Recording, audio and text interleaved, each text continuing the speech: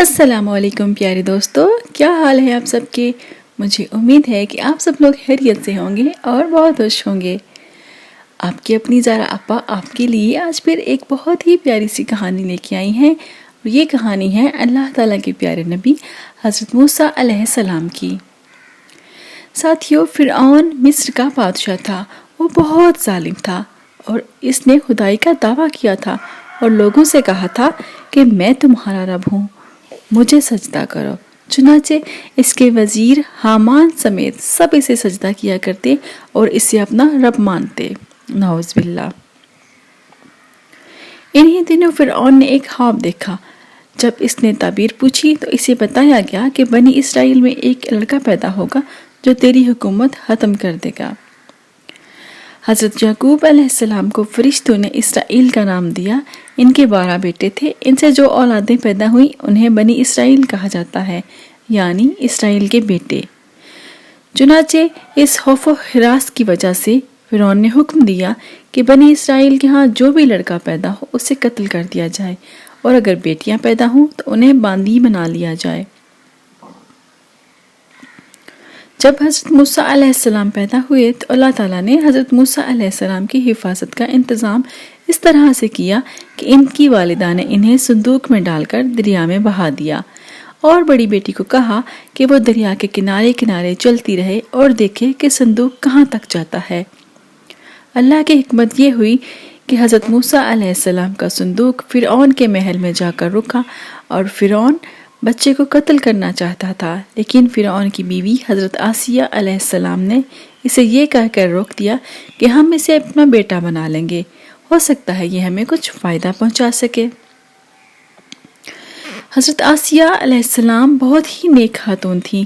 نبی کریم صلی اللہ علیہ وآلہ وسلم نے فرمایا، مردوں میں تو صاحب کمال بہت سارے ہوئے ہیں، لیکن عورتوں میں سے کامل عورتیں صرف حضرت آسیہ جو فرعون کی بیوی تھی، اور حضرت مریم بنت عمران ہیں، حضرت خدیجہ بنت خویلد ہیں، اور حضرت عائشہ کی فضیلت عورتوں پر ایسی ہی ہے جیسے سرید یعنی سالن میں چوری ہوئی روٹی کی فضیلت باقی کھانوں پر ہے۔ حضرت موسیٰ علیہ السلام کو دودھ پلانے کے لیے دربار میں بہت سی عورتوں کو بلایا گیا، مگر آپ علیہ السلام نے دودھ نہ پیا۔ آپ علیہ السلام کی بہن یہ دیکھ کر اپنی والدہ کو لے آئیں، اور آپ علیہ السلام جیسے ہی اپنی والدہ کی گود میں پہنچے تو فوراً دودھ پینے لگے۔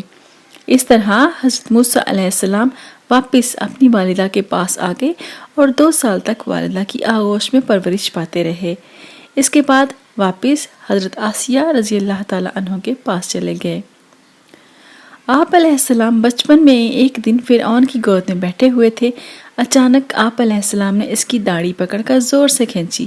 فرعون غصے میں آگ بگولا ہو گیا اور بچے کو قتل کرنے کا حکم دے دیا۔ اس پر حضرت آسیہ رضی اللہ تعالیٰ عنہ نے بچہ کہہ کر ان کی جان بچا لی۔ فرعون نے اپنی تسلی کے لیے 2 تھال منگوائے، ایک تھال میں موتی رکھے اور دوسرے میں آگ کے انگارے۔ جب وہ دونوں تھال آپ علیہ السلام کے سامنے رکھے گئے تو آپ علیہ السلام نے چمکتا ہوا انگارہ اٹھا کر منہ میں رکھ لیا۔ یہ دیکھ کر فرعون کو آپ علیہ السلام کی معصومیت کا یقین ہو گیا اور اس نے قتل کا ارادہ ترک کر دیا۔ اس انگارے کی وجہ سے آپ علیہ السلام کی زبان میں لکنت آ گئی جو پوری عمر باقی رہی۔ پیارے ساتھیوں، حضرت موسیٰ علیہ السلام کی پرورش فرعون کے محل میں ہوئی۔ جب آپ علیہ السلام جوان ہوئے تو آپ علیہ السلام کو فرعون کے لوگوں پر ظلم کرنا بہت برا لگتا تھا۔ آخرکار اللہ کے حکم سے آپ علیہ السلام مصر سے مدین کی طرف روانہ ہوئے۔ وہاں پہنچ کر آپ علیہ السلام کی ملاقات حضرت شعیب علیہ السلام سے ہوئی۔ وہ حضرت موسیٰ علیہ السلام سے بہت متاثر ہوئے اور انہوں نے اپنی بیٹی کی شادی آپ علیہ السلام کے ساتھ کر دی۔ آپ علیہ السلام کچھ سال ان کے پاس رہے، پھر ان کی اجازت سے اپنی بیوی کے ساتھ مصر روانہ ہوئے۔ جب آپ علیہ السلام کوہ طور پر پہنچے تو اللہ نے آپ علیہ السلام سے کلام کیا۔ اسی وجہ سے آپ علیہ السلام کو کلیم اللہ بھی کہا جاتا ہے، یعنی اللہ سے کلام کرنے والا۔ اس کے علاوہ اللہ نے آپ علیہ السلام کو نبوت عطا کی اور 2 معجزے بھی عطا کیے۔ ایک معجزہ تو ایک لاٹھی کی صورت میں تھا۔